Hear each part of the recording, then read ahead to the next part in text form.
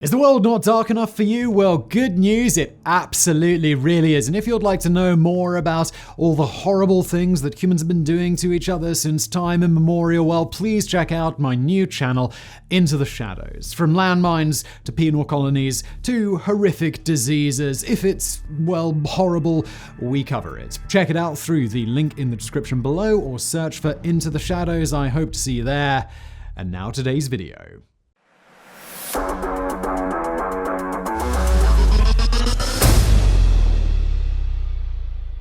Launched on the 8th of June 1958, the Edmund Fitzgerald was a maximum-sized Great Lakes bulk carrier built by Great Lakes Engineering Works of, of course, Michigan, under contract from Northwestern Mutual Life Insurance Company of Milwaukee. At 729 feet, that's 222 meters, and with a maximum capacity of 25,400 tons of cargo, she was the longest ship on the Great Lakes, earning her the title Queen of the Lakes. Throughout her service, she is estimated to have made 748 round trips between Wisconsin and Ohio, covering a distance of over 1 million miles, a distance roughly equivalent to 44 trips all the way around the world.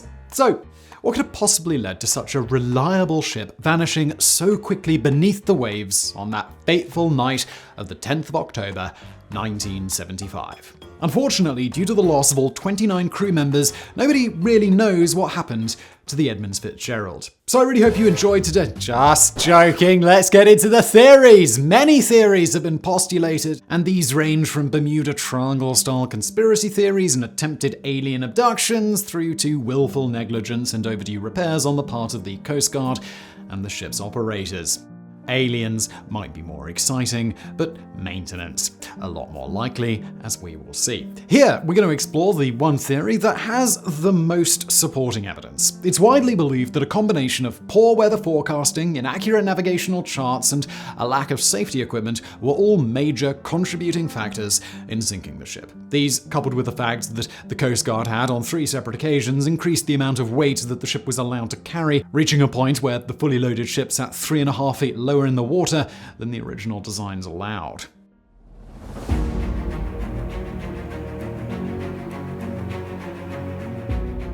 On November 9th, 1975, 2 ships began the journey across Lake Superior. The SS Edmund Fitzgerald departed from Burlington Northern Railroad Dock No. 1 in Superior, Wisconsin. It was carrying 26,116 tons of marble-sized taconite pellets made from processed iron ore and was commanded by Captain Ernest M. McSorley. The Edmund Fitzgerald was the faster ship, and it went on ahead of the Arthur M. Anderson, commanded by Captain Bernie Cooper, which had started its journey at Two Harbors, Minnesota. The ships were in frequent radio contact from the moment they left the area at roughly 2:30 p.m. and kept 10 to 15 miles between them as their journey progressed. Both captains were aware of storms that were approaching from the Great Plains, so they agreed to take the northerly course across Lake Superior. This route would afford them some protection from the highlands on the Canadian shore.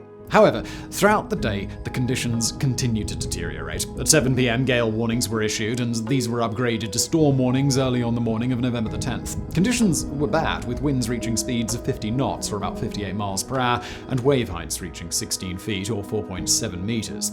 However, neither captain was particularly concerned, as they'd both piloted their vessels through similar conditions on a number of occasions in the past. Early in the afternoon, on November the 10th, Captain Cooper reports that he saw the Fitzgerald passing far too close to 6 Fathoms Shoal, a notoriously dangerous area of shallow water to the north of Caribou Islands.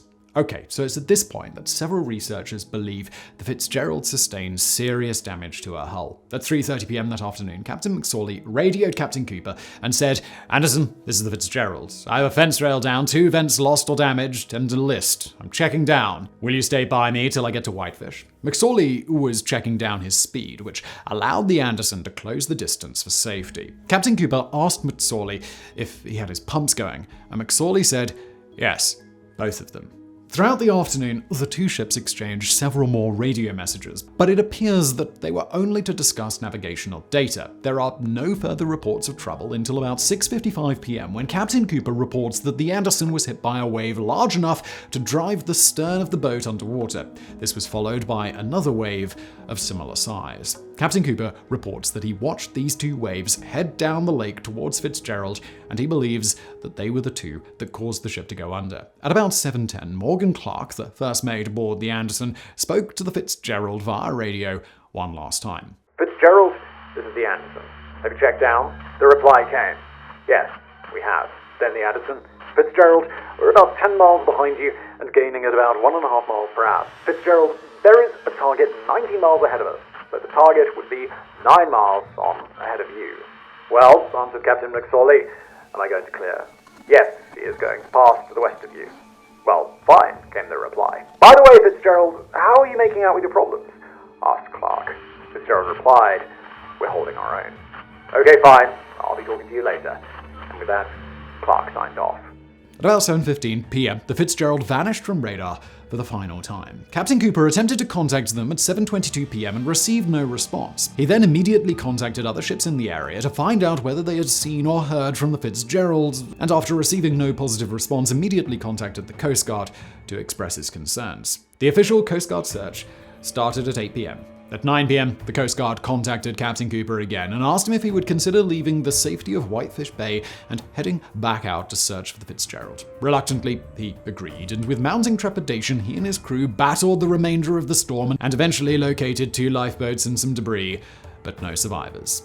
After conducting an extensive search, the Coast Guard located a probable wreck site 17 miles from Whitefish Bay. In May 1976, this was confirmed to be the wreck of the Edmund Fitzgerald through the use of a Navy underwater vehicle. On April 15th, 1977, the US Coast Guard released its official report. It stated, Subject, SS Edmund Fitzgerald, official number 277437, sinking in Lake Superior on the 10th of November 1975 with complete loss of life. Due to the complete lack of any first-hand witnesses, the report says that there is no definitive answer as to why the Fitzgerald went down. However, the report maintains that the most probable cause of the sinking of the SS Edmund Fitzgerald was the loss of buoyancy and stability resulting from the massive flooding of the cargo hold. The report then goes on to suggest that this was caused, at least in part, by ineffectual hatch closing. However, the Lake Carriers Association strongly disagreed with the findings of the report, claiming that there is little to no evidence to suggest that there were any such failures with regards to crew members ensuring that all hatches were correctly sealed. In a letter sent to the National Transportation Safety Board in September 1977, they said that they were inclined to accept that Fitzgerald passed over the 6th Fathom Shoal area as reported by Captain Cooper, and that extensive damage to the front of the superstructure lends greater credence to the theory that this is how she sustained the damage which ultimately caused her to sink. In an interview with the Great Lakes Shipwreck Historical Society, Captain Cooper maintains that he believes Captain McSorley was immediately aware that the ship had sustained irrevocable damage when she passed over 6 Fathoms Shoal, and from that point on, he knew they were sinking. The Great Lakes Shipwreck Historical Society carried out 3 further investigatory missions to the wreck, and the evidence gathered further supports the theory put forward by the Lake Carriers Association and Captain Cooper.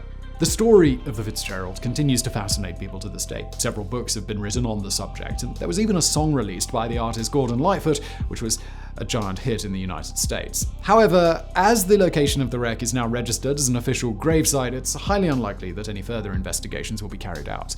The bell of the ship is now on display in the Great Lakes Shipwreck Museum as a memorial to the 29 men who lost their lives on board the SS Edmund Fitzgerald.